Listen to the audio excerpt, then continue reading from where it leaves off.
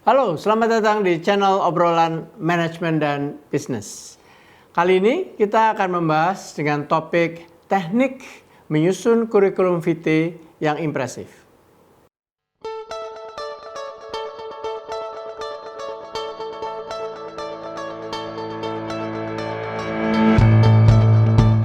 Kurikulum vitae yang disingkat CV atau resume adalah merupakan pengenalan individu kepada publik atau kepada perusahaan tertentu, di mana akan dipakai untuk melamar atau untuk kepentingan sesuatu yang lain. Oleh karena itu, CV atau resume memiliki sasaran tunggal, yaitu membangun personal branding.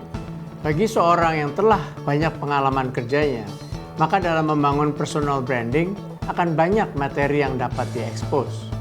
Namun, bagi yang baru lulus sekolah, proses membangun personal branding dapat dilakukan melalui berbagai kegiatan yang spesifik, misalkan saat di perguruan tinggi atau kegiatan sewaktu kuliah kerja. Format CV dapat diubah sesuai selera, dan demikian pula kontennya dapat dikembangkan sesuai keperluan. Berikut adalah contoh format CV yang terdiri dari 3 bagian dan dituliskan dalam 2 halaman. 1. Profil umum, 2. Profil eksklusif, dan 3. Nilai tambah individu. Pada profil umum diuraikan data pribadi seperti nama, tanggal lahir, alamat, telepon, email, dan sebagainya. Dan juga dituliskan pendidikan, baik itu pendidikan formal maupun informal, dan pengalaman kerja. Pada profil eksklusif, di situ kita tuliskan area of expertise, yang antara lain mencakup key achievement atau prestasi utama yang telah dicapai, personal interest atau hobbies, referensi, beberapa kegiatan yang telah dilakukan, dan sebagainya. Pada nilai tambah individu, yaitu diutarakan uniqueness diri yang mencakup antara lain kekuatan atau key strengths, passion kita, aspiration, hal pekerjaan yang disenangi, vision, dan sebagainya.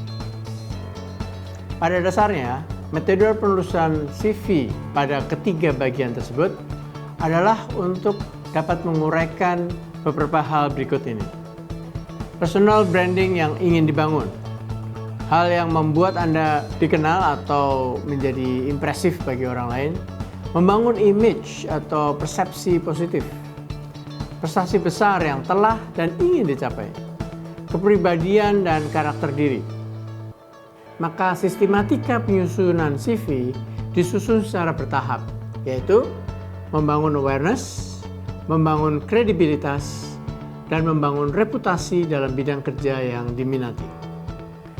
Pembaca CV pada dasarnya ingin sebanyak mungkin memahami aspek expertise, personality, managerial, leadership, dan business. Pada kolom education dapat dilengkapi achievement yang cukup menjual. Prestasi GPA kumulatif adalah salah satu ukuran kompetensi dasar teknis, atau mungkin ada beberapa award yang pernah diraih, bisa ditampilkan.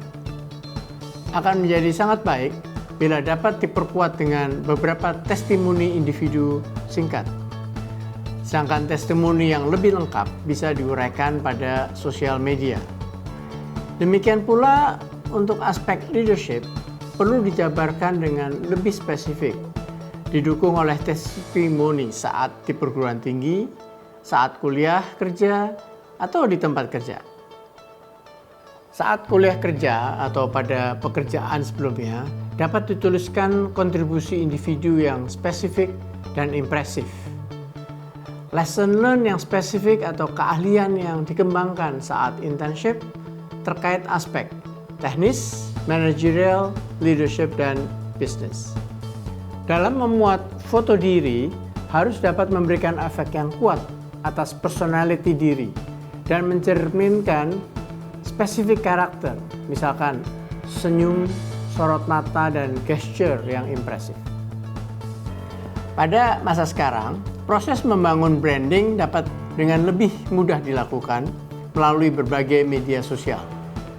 LinkedIn, Facebook, Twitter, Google+, blog post, video, dan masih banyak yang lain.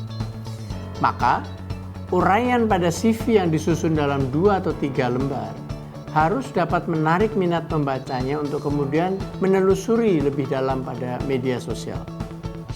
Oleh karena itu, saatnya untuk menyusun konten pada medsos dengan cukup hati-hati dan mampu membangun personal credibility dan reputation. Penilaian masyarakat akan banyak bergantung pada personal style, seperti tagline, kontennya, recognition, photos, blog, personal appearance, communication, dan aspek lainnya. Demikianlah penjelasan pada topik teknik menyusun kurikulum vitae yang impresif. Sampai jumpa.